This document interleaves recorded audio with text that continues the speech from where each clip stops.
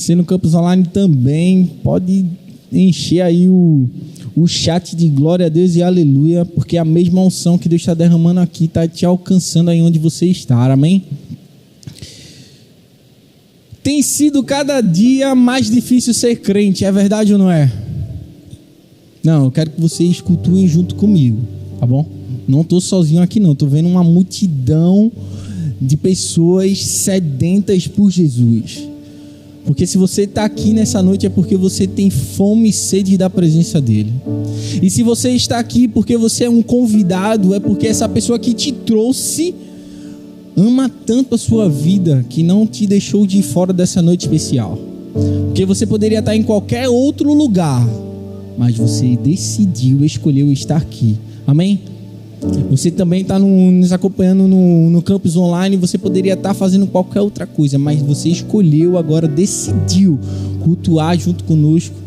E eu já quero te convidar, aproveita esse momento, compartilha esse link para que mais pessoas possam receber essa palavra de Deus para as nossas vidas, amém?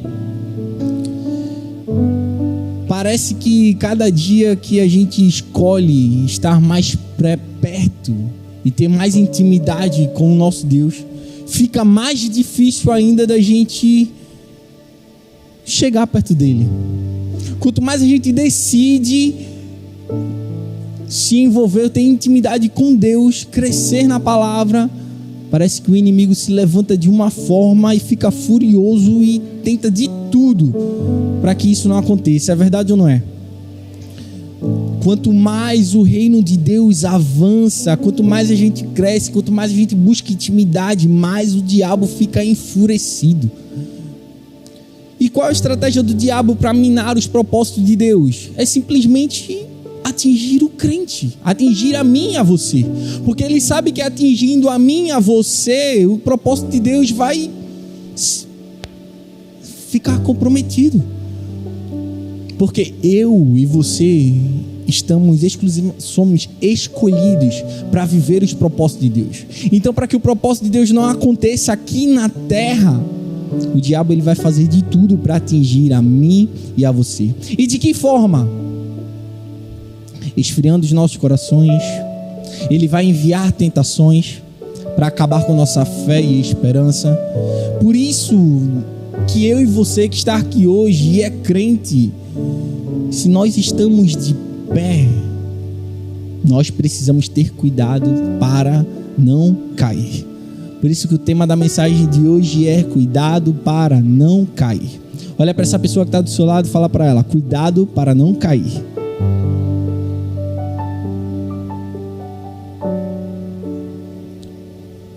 Talvez você esteja pensando: mas que besteira, pastor. Eu sou crente, eu estou firme na rocha, eu estou colado com Jesus, eu estou juntinho de Jesus e não abro mão por nada. Por que eu poderia ter medo de cair? E a resposta é o seguinte: porque você é simplesmente o alvo maior do diabo. Isso mesmo, você que pensa que o diabo ele tem sede de qualquer pessoa, não. Ele tem sede de você que está cada vez mais buscando a Deus. Ele tem sede de cada vez mais você que está procurando crescer ainda mais na sua célula. É você que está querendo ser líder em treinamento. Você que é líder de célula, você que está discipulando, você que acabou de multiplicar.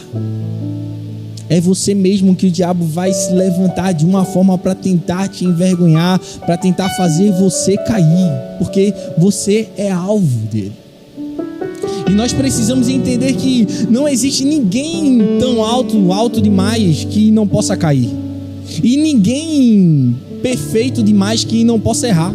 Muito pelo contrário, quanto mais alto, maior a queda. Então, o próprio Jesus nos ensinou em um dos momentos da oração do Pai Nosso: não nos deixes cair em tentação, mas livra-nos do mal. Se Jesus nos ensina a orar, pedindo para Deus nos livrar das tentações, para nos livrarmos do mal, eu eu tenho certeza que Ele sabe que as tentações podem nos derrubar. Ele sabe que o diabo pode nos derrubar. E Ele não ia gastar tempo, Ele não ia gastar o seu tempo mencionando algo que não fosse usado. É verdade ou não é? Martinho Lutero, ele diz o seguinte: minhas tentações têm sido as minhas mestras de teologia. Ou seja, ele entendia que as suas lutas não eram apenas obstáculos, mas lições que o guiavam para o sucesso. Ou seja, não foram os homens, não foram os livros que os ensinaram, que mais ensinou a ele, mas foi as provações que ele enfrentou. Então eu já quero te falar, se você está sendo provado, se você está sendo tentado, se você está passando por alguma prova, alguma dificuldade, ei, permaneça, fique firme, pois você vai ser aprovado. Mas você precisa permanecer, você precisa acreditar, você precisa crer para ser aprovado. Mas infelizmente tem gente que, ao invés de aprender com as tentações, ao invés de aprender com as lutas, com as dificuldades, simplesmente elas chutam o pau da barraca e desistem facilmente daquilo que Deus projetou, planejou e falou aos seus corações. E isso é uma grande ilusão. Às vezes a gente achar que não vai passar por uma dificuldade. Tem muita gente que às vezes aceita o Evangelho de Cristo pensando que vai ser imune das dificuldades, das tentações, das lutas, mas não. Em 2 Coríntios 4:7 diz o seguinte: porém temos este tesouro em vasos de barro, para que lhes transpareça claramente de que este poder extraordinário provém de Deus e não de nós. Ou seja, Deus é o tesouro e nós somos os seus vasos.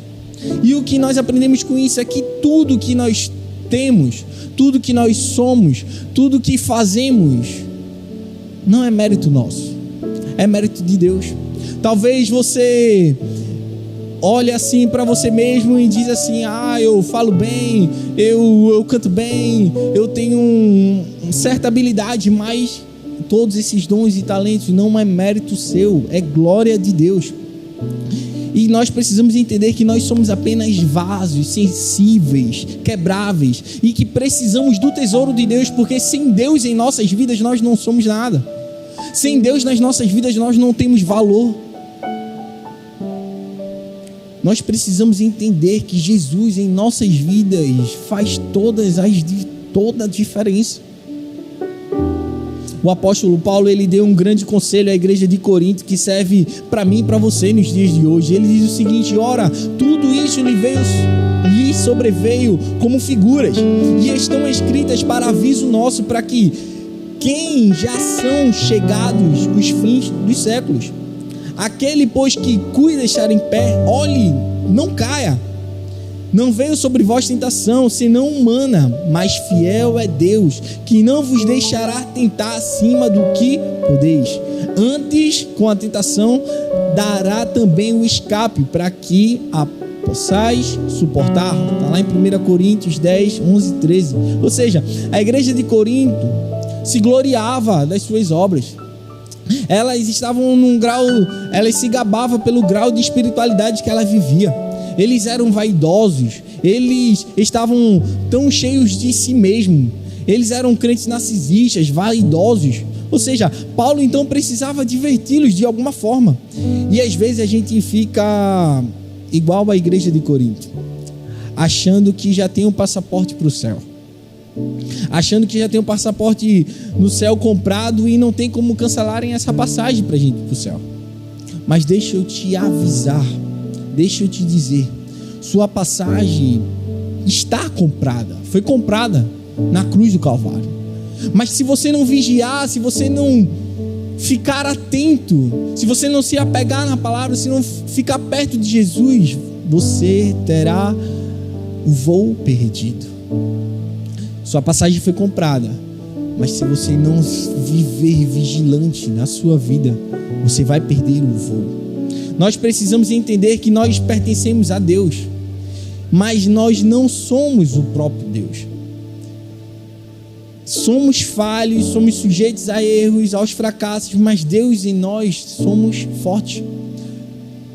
Existe uma grande diferença da gente viver a vida com ou sem Jesus. Porque sem Jesus na nossa vida, nós somos sujeitos a desistir fácil. Sem Jesus nas nossas vidas, nós desistimos dos nossos sonhos, nós desistimos do nosso projeto, nós desistimos do nosso relacionamento, da nossa família, nós desistimos do nosso amigo, de buscar a Ele para a caminhada cristã. Mas com Jesus nas nossas vidas, Ele nos dá uma oportunidade de sempre mostrar o novo evangelho, de mostrar sempre um novo caminho, uma oportunidade. Com Jesus na nossa vida, nós podemos demonstrar o quanto nós somos fortes. Ouvi falar de um pastor que ele pregou uma série de sermões sobre os pecados dos santos, e uma das senhoras da sua igreja, aparentemente convicta da sua posição, ela disse ao pastor que não aprovava essa série, os pecados dos santos. Ela disse assim: afinal, os pecados na vida do cristão são diferentes da vida de uma pessoa incrédula. E o pastor respondeu: sim, sem dúvida, são piores. Ei, Deus permite que a gente seja aprovado, irmão. Deus, Ele permite que a gente passe por provas, porque nós estamos sendo treinados. Se você está passando por uma dificuldade, não tenha em mente que essa aprovação não é para o teu fim, não é para te derrubar, não é para te envergonhar, não, mas é para você ser treinado, para você ser aprovado. Deus quer te ensinar com tudo aquilo que Ele tem permitido você passar. Talvez você não esteja no lugar onde você queria estar agora, mas você está no lugar onde Deus quer que você esteja. Por isso, hoje eu quero compartilhar com vocês 3 conselhos para que a gente possa aprender e não cairmos. E o primeiro deles é: guarde os seus olhos. Salmos 119:37 diz: desvia os meus olhos das coisas inúteis, faz-me viver os caminhos que traçaste. O salmista pediu ao Senhor: desvia o meu foco, desvia o seu foco do que realmente importava, desvia o meu foco para aquilo que verdadeiramente importa. E da mesma forma nós precisamos declarar e fazer isso nas nossas vidas. Você já parou para pensar que nós perdemos muito tempo com coisas inúteis? Perdemos muito tempo com coisas que não valem a pena? E que os nossos olhos têm sido esses instrumentos que ajudam nessa perca de tempo? É verdade ou não é? Um exemplo prático, me perdoe as mulheres presentes hoje, mas é um exemplo prático, só para a gente entender. Uma mulher fala com seu esposo: filho, eu preciso comprar uma blusa para mim. É só uma blusa só, para combinar com a paleta de cores do culto, todas por um. E eu só quero uma blusa que eu vi na loja e eu sei que ela vai estar lá e eu vou conseguir. E ela vai no shopping atrás dessa blusa. Quando chega lá, ela começa a ver as etiquetas remarcadas assim, ó, promoção. E o que era apenas uma blusa virou uma calça, uma sandália, uma bolsa. Agora, da mesma forma, quero que você entenda, da mesma forma acontece com o pecado. Você pensa: eu vou ver só um filme mais de 18 anos aqui, eu vou assistir só um videozinho, eu vou seguir só esse perfil aqui que não vai me fazer mal. E a gente vai entrando, vai olhando, e como na própria palavra de Deus fala que um abismo vai chamando um outro abismo. Tudo o que você vê define o que você vai ser. Tudo que você abre as janelas dos seus olhos para enxergar é capaz de te transformar naquilo que você está vendo. Tem gente que tem crente que é noveleiro a ponto ponto de que não tenha dificuldade para aprender um versículo, para decorar um versículo. Mas se você perguntar o que foi que aconteceu no episódio de ontem, vai te falar do começo até o final, de trás para frente.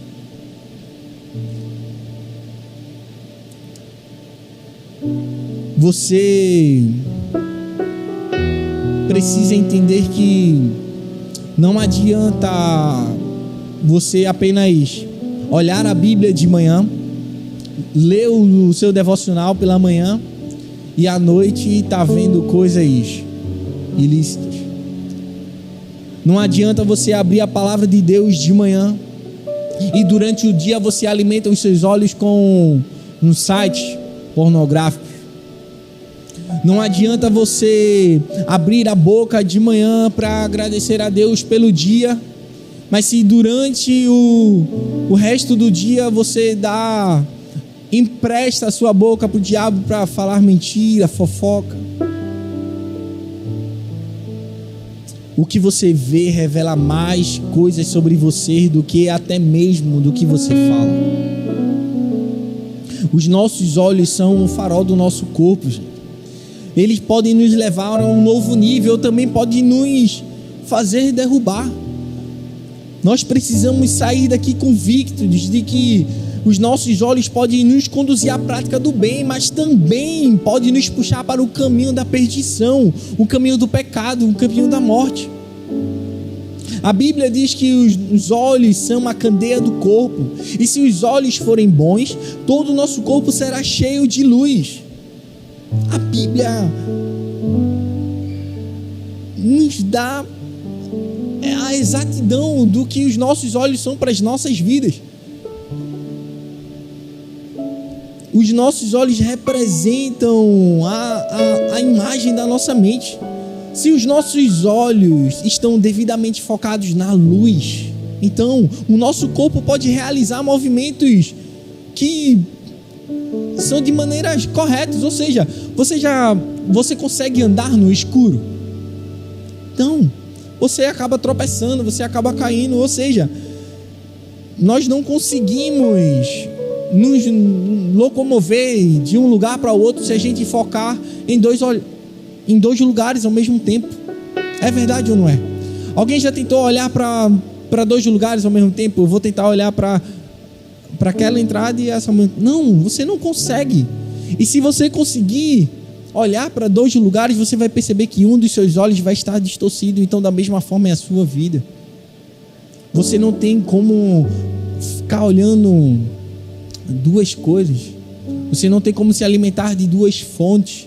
Você não tem como se alimentar, adorar dois deuses. Não dá. Não tem como. Por isso nós precisamos ter foco. Nós precisamos guardar os nossos olhos. Guardar os nossos olhos e direcionar ele para onde nos dá a vida, a esperança. Já reparou que no carro o seu espelho retrovisor é menor do que o seu para-brisa? Porque se você ficar olhando o tempo todo para o retrovisor, você é capaz de bater. Da mesma forma, nas nossas vidas, nós precisamos manter o nosso foco na palavra, nosso foco em Deus, nossos olhos em Deus. Porque senão, se nós não vigiarmos, nós vamos acabar pecando, errando, tropeçando e caindo. Sua perspectiva vai determinar os seus resultados. Para onde você determina o seu olhar, vai determinar o resultado final. O que você determina onde vai chegar, você, os seus olhos, a sua convicção. Nós precisamos eliminar das nossas vidas o que nos faz pecar. Nós precisamos verdadeiramente guardar os nossos olhos. Se você sabe, meu irmão, que você não aguenta, se você não se segura, você vai, bloqueia, tira, esquece, foge.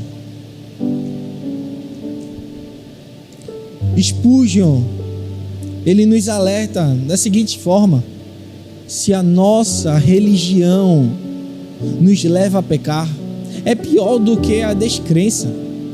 Se a nossa fé for presunção, nosso zelo for egoísmo, a nossa oração for formalidade, a nossa esperança for ilusão e a nossa experiência for entusiasmo, a escuridão é tão grande que até mesmo o Senhor ergue as mãos como espanto e diz: quão grandes trevas serão. Ou seja, talvez a sua religiosidade tenha te afastado da presença de Deus. Talvez a tua religiosidade tenha te feito pecar. Talvez a sua idolatria por pessoas, por coisas, por status, tenha te afastado da presença de Deus. Então você precisa tirar a sua visão dos homens, precisa tirar a sua visão das coisas e colocar a sua visão naquilo que é bom, na presença de Deus. Em segundo lugar, o que é que nós precisamos fazer para não cairmos? Guarde as suas atitudes. Anote aí no seu caderno, no seu bloco de nota, 2 Coríntios capítulo 10, versos 9 a 14. Diz assim: eu não quero que pareça que estou tentando amedrontá-los com as minhas cartas, pois alguns dizem: as cartas dele são duras e fortes, mas ele pessoalmente não impressiona e a sua palavra é desprezível. Saibam, tais pessoas, que aquilo que somos em cartas, quando estamos ausentes, seremos em atos, quando estivermos presentes. Não temos a pretensão de nos igualar ou de nos comparar com os outros, que se recomendam de si mesmos. Quando eles medem e se comparam consigo mesmos, agem sem entendimento. Nós, porém, não nos gloriamos além do limite adequado, mas limitaremos nosso orgulho à esfera de ação que Deus nos confiou, a qual alcança vocês, inclusive. Não estamos indo longe demais em nosso orgulho, como seria o caso se não tivéssemos chegado até vocês, pois chegamos a vocês com o Evangelho de Cristo. Nesse texto, o apóstolo Paulo fala sobre os falsos apóstolos que viviam nos seus dias. Os falsos apóstolos, eles comissionavam a si mesmos, eles legitimavam o seu apostolado. Os chamados deles não vinham de Cristo, eles mesmos se nomeavam. O poder deles não procedia do Espírito Santo. A pregação deles não estava baseada nas Escrituras e a sua vida não estava enraizada na integridade. Consequentemente, eles eram falsos apóstolos, falsos obreiros, falsos crentes. É insensatez, minha gente, a gente escolher a si mesmo, a aprovar a nós mesmos, a elogiar a nós mesmos. Colin Kruse, um comentarista bíblico, ele diz que um método popular usado pelos mestres a fim de atrair discípulos naquela época, nos dias de Paulo, era comparar-se a si mesmo com os outros mestres. Ou seja, os falsos apóstolos de Corinto procuravam a aparência física. Eles procuravam uma eloquência arrebatadora, cobravam taxa sobre cada sermão pregado, eles exibiam ascendência judaica impecável, eles mostravam experiências espirituais impressionantes, eles realizavam sinais apostólicos e outra exibição de autoridades e poder a fim de comprovar que Cristo estava falando por meio deles. E tem gente que vive na igreja como esses falsos apóstolos. Tem gente que acha que nunca erra e nem vai. Tem gente que acha que nunca falha e nem vai falhar. Tem gente que pensa que nunca caiu e acha que nem vai cair. Mas deixa eu trazer uma verdade para você. Hoje, onde tem gente, tem erro. Tem muita gente que sai de ministérios por conta de falhas de um ou falha de outro, pensando que o erro está no líder, pensando que o erro está no irmão. Tem gente que sai de uma igreja, vai para outra, achando que o erro está no... Não, procurando um lugar perfeito, não vai encontrar. Onde tem pessoa, tem erro. Onde tem gente, tem erro. As nossas fraquezas são um convite para o agir de Deus, gente. Como o pastor Bruno falou, o Senhor Deus, ele não resiste a um coração quebrantado, a um coração humilde, um coração disponível, disposto a ser usado por Deus. As nossas fraquezas são um convite do agir de Deus. Por isso nós precisamos ter cuidado com as nossas atitudes, porque às vezes achamos que somos o Deus da situação, mas precisamos entender que Deus não está preocupado com as nossas atitudes, com aquilo que nós fazemos com as nossas mãos. Deus está, na verdade, preocupado com o nosso coração, com a intenção do nosso coração. Diferente dos falsos apóstolos, Paulo deixou bem claro que o seu apostolado não teve origem própria, não foi escolha dele, não foi ele que procurou, não foi ele que procurou ser intitulado, não, foi Deus que escolheu. Da mesma forma, somos todos, a nossa liderança aqui da igreja. Nenhum dos nossos líderes procurou aparecer, procurou estar, não, foi Deus que levantou. Mas muita gente está procurando ser visto, procurando ser encontrado. Nós precisamos entender que se a gente quer subir, a gente precisa descer. Se a gente quiser crescer, nós precisamos nos humilhar. É isso. Nós precisamos fazer como Paulo, enquanto todo mundo estava lá procurando títulos, glória, fama, ele simplesmente estava procurando servir a Deus, servir as pessoas com amor e devoção a Deus. A minha pergunta para mim e para você é: se você quer fundamentar a sua vida em atitudes mentirosas, ou você quer fundamentar a sua vida na verdade de Cristo? Você quer fundamentar a sua vida de aparência? Ou você quer fundamentar a sua vida de acordo com a integridade de Deus na sua vida? Então a minha pergunta é: quem você tem sido quando ninguém está vendo? Quais as atitudes que vocês têm tomado quando você está em casa, quando você está no trabalho, quando você está no trânsito, quando você está na faculdade? Quem é você? Talvez você possa ter chegado aqui com uma capa de soberba, uma capa de mentira. Mas deixa eu te falar, Deus te trouxe hoje aqui simplesmente para tirar essa capa, a capa do orgulho, a capa da perfeição, a capa do estrelismo, a capa da mentira, a capa da soberba. Deus te trouxe aqui para que você viva em verdade e arranque essa capa de dentro de você. Deus quer que você viva uma vida sincera, diante do Senhor. Deus está aqui, Ele mesmo quer fazer isso. Deus quer que você viva uma vida sem máscara, sem capa, sem reserva. Deus nunca quis de mim, de você, perfeição, de forma alguma. Ele só espera de você um compromisso com a palavra, um compromisso com a verdade, um compromisso com Ele. Deus não quer ver performance, não, de forma alguma. Deus quer ver a sua integridade.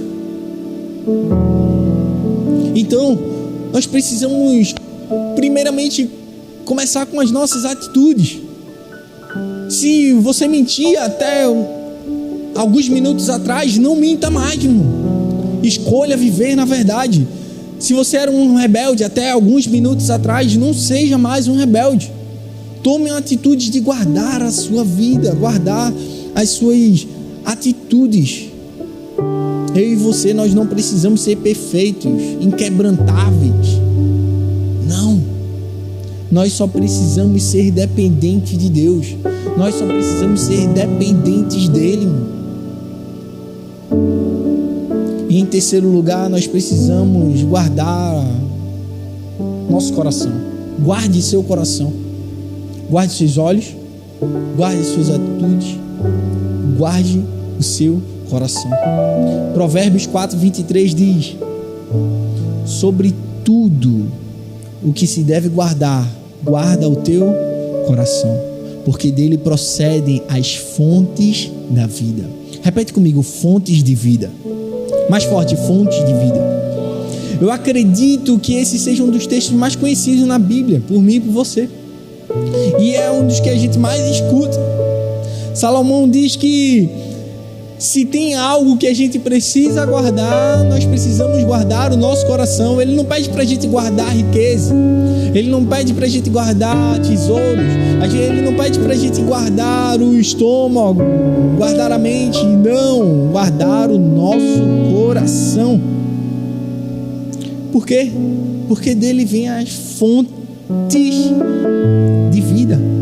E se a gente poluir a fonte, a infecção vai se espalhar, a sujeira vai se espalhar, o pecado vai se entranhar e logo os nossos desejos secretos vai se transformar em pecados explícitos e vai nos envergonhar. Porque essa é a principal missão do diabo: matar, roubar e destruir. Destruir a sua imagem, destruir a sua vida. Por isso que nós precisamos guardar o nosso coração, porque se dele é o que jorra a fonte de vida, nós não podemos contaminar essa fonte. E uma das coisas que o nosso pastor Arthur sempre repete para sua liderança: filho, guarda o coração. Filho, guarda o coração. E por quê? Porque a própria palavra de Deus fala que o nosso coração é enganoso, meu irmão. Porque o coração é onde há lugar, onde a soberba, o orgulho pode se esconder se a gente der brecha. Nós precisamos saber que não podemos achar que sabe demais. Em nenhum momento podemos pensar que a gente é maior do que o irmãozinho que está de lado, que você sabe mais do que o outro, que você conhece mais do que outra pessoa, que você tem um maior conhecimento que qualquer um. Brennan Manning, em uma de suas citações, ele disse: examinei o meu coração a fim de encontrar dignidade em ser amado por Deus. Nada encontrei, mas quando me virei para Cristo, percebi que o amor saía dali gratuitamente. E é o amor de Cristo que significa o homem. Ei, somente o amor de Deus pode dar significado para a minha e para a sua vida. Somente o amor de Deus, a presença dele, dá sentido para as nossas vidas. Somente ele. Não é a sua inteligência, não é os seus bens, não é os seus títulos, a sua eloquência, não, é só o amor de Deus. Tem uma ilustração que fala que em Londres tem uma certa igreja em ruína, uma igreja gaulesa que é um dos símbolos da fé cristã, e sobre o arco central dessa igreja está uma Bíblia e uma harpa, e sobre as outras duas partes laterais, pombas. Não há nada no interior do templo, apenas ruínas. Mas por fora, o templo é perfeitamente lindo.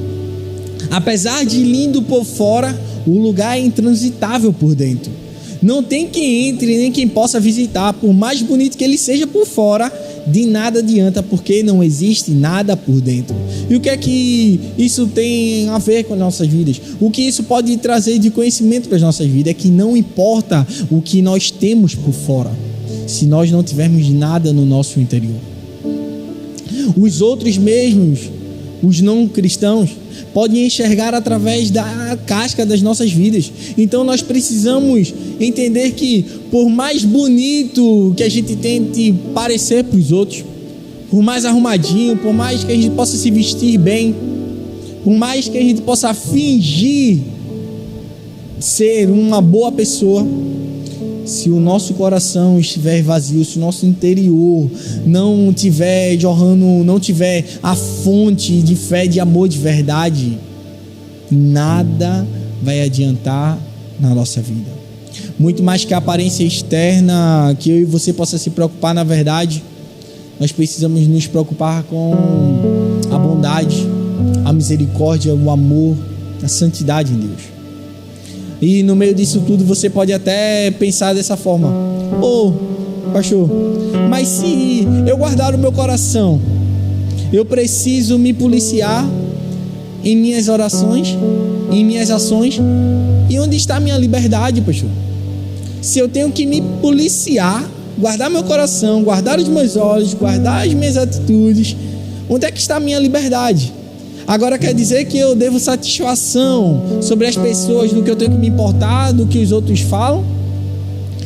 Deus me chamou para ser livre. Eu vou ficar me prendendo a essas pequenas coisas? Sim. Claro que sim. Sabe por quê? Porque a liberdade precisa ser contrabalanceada com responsabilidade. Em momento nenhum o apóstolo Paulo ele nega a liberdade.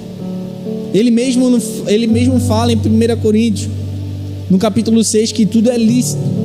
Tudo é lícito, mas nem tudo nos convém. Ou seja, a liberdade precisa ser exercida com maturidade. E a marca da maturidade é quando a gente consegue contrabalancear com responsabilidade. Ou seja, se não for assim, a liberdade se torna anarquia e rebeldia. Se a gente não souber usar com responsabilidade a liberdade que Deus nos dá, nós acabamos nos tornando um rebelde diante do Senhor. Além disso, tudo que a gente faz pode influenciar na vida do próximo, irmão.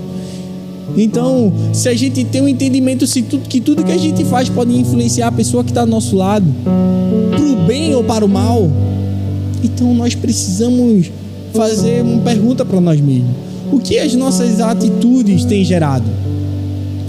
Para onde nós estamos conduzindo as pessoas que estão ao nosso redor? Será que nossas atitudes têm conduzido as pessoas para perto de Cristo ou para longe de Cristo? A própria Bíblia fala que nós somos responsáveis pelos nossos irmãos em Cristo. E se nós somos responsáveis pelos nossos irmãos em Cristo, então você é livre em Cristo, beleza, mas não é livre para prejudicar o seu irmão que está do seu lado. Nós precisamos glorificar a Deus em tudo. A nossa vida precisa ser um eterno louvor e adoração a Deus. Nós precisamos glorificar a Deus nas nossas atitudes, nas nossas palavras, no nosso falar, no nosso andar. Mas não podemos glorificar a Deus fazendo o nosso irmão tropeçar. Então nós precisamos ficar atentos com as nossas atitudes, porque a todo tempo nós estamos sendo observados. Milhares e milhares de pessoas passam ao nosso redor e elas estão atentas às nossas atitudes. Então nós precisamos fazer uma autoanálise para saber se nós estamos usando da liberdade que Deus nos deu de forma responsável. Por isso, hoje eu volto a dizer: guarde o seu coração, faça dele uma fonte de inspiração para as pessoas. Faça do seu coração uma fonte de inspiração para as pessoas que estão em sua volta, para a sua família, para os seus companheiros de trabalho. E para a gente concluir, gostaria que você ficasse de pé. 1 Samuel 17, a parte B do verso 7 diz assim: o Senhor não vê como um homem, o homem vê a aparência, mas o Senhor vê o coração. Você pode estar lindo por fora, você pode estar tentando mostrar para as pessoas o quanto que está tudo bem, o quanto que você está bem com Deus, o tanto que você está pertinho de Jesus. Mas Deus vê o nosso coração. Deus vê o nosso, quem nós somos de verdade. Deus está olhando para mim e para você hoje, e o que é que Ele está vendo? Deus, Ele não está atento ao seu exterior. Deus não está se importando com aquilo que você tem buscado do lado de fora. Status, dinheiro. Não, nada disso importa. Deus se preocupa com o seu interior. Deus não está preocupado com o que você é para os outros. Deus não está preocupado com aquilo que você é para os outros, mas Ele deseja que você seja dele. você seja para Ele, que você viva para Ele. Então, se você estar de pé hoje, cuidado para não cair. Então, feche seus olhos, vamos fazer uma oração ao Senhor, uma oração para Ele, assumindo um compromisso de viver na nossa melhor versão, viver na nossa melhor versão de intimidade e busca a Ele. Maravilhoso Deus, Pai que estás nos céus,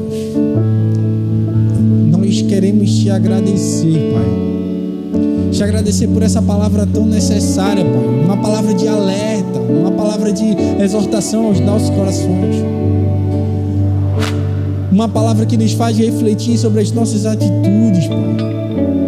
Pai, o Senhor conhece o mais íntimo do nosso coração, o Senhor nos vê sem cera. Porque por muitas das vezes nós tentamos colocar uma cera, uma máscara sobre as nossas vidas e tentar viver uma vida de aparência, mas o Senhor vê o íntimo do nosso coração, vê o quanto nós somos dependentes de Ti. Pai, nesse momento, nessa noite, nós queremos declarar que nós somos totalmente dependentes de Ti e reconhecemos que sem Ti nós não somos nada, Pai. Sem a Tua presença, a nossa vida não tem sentido, a nossa vida não tem um propósito, Pai. Por isso que nós estamos aqui para declarar que nós somos Teu. Nós buscamos a Tua presença porque só a Tua presença nos satisfaz, só a Tua presença nos preenche, só a Tua presença nos dá um rumo, Senhor. Só a Tua presença, Senhor, nos faz enxergar o propósito pelo qual nós estamos aqui, Senhor, nessa terra, Senhor, aqui, Senhor, nesse lugar. Nós somos gratos, Senhor, pela Tua misericórdia, Senhor, porque se não fosse a Tua misericórdia, Senhor, nós não estaríamos aqui recebendo essa palavra, Pai. Se não fosse a Tua misericórdia sobre as nossas vidas, se não fosse o Teu amor incondicional para que possamos escutar essa Tua palavra, Senhor, nós não estaríamos aqui, Senhor, nós não estaríamos conectados nesse link, Senhor, nós não estaríamos conectados nesse culto, Senhor, para ouvir a Tua voz, a Tua palavra. Por isso, Senhor, a partir de hoje nós assumimos esse compromisso, Pai, de viver inteiramente, Senhor, para Ti, viver para Ti, Pai, guardando os nossos olhos, Senhor, guardando as nossas atitudes, Pai, guardando o nosso coração, sabendo que tudo que temos, tudo que somos é Teu e é para Ti, e que tudo que nós vivemos, Senhor, é para Tua honra e para Tua glória, Pai. Nós não queremos, nós não aceitamos mais, Senhor, emprestar os nossos olhos, nossos ouvidos, na nossa vida para o diabo, Senhor, porque nós fomos feitos para ser tempo de morada do Teu Espírito Santo. Nós fomos criados, Senhor, para viver em adoração integral a Ti, Pai, inteiramente para Ti, por Ti, Pai. Então, Senhor, nós te agradecemos que o Senhor nos trouxe até aqui nessa noite de chuva, mas para dizer que o Senhor nos ama e nos quer que vivamos para a Tua glória, Pai. Então te agradecemos, Senhor, por isso, Senhor. Nós queremos declarar, Senhor, que nós somos Teus. Nós queremos declarar, Senhor, que o Senhor reina sobre as nossas vidas, Pai. Em nome de Jesus.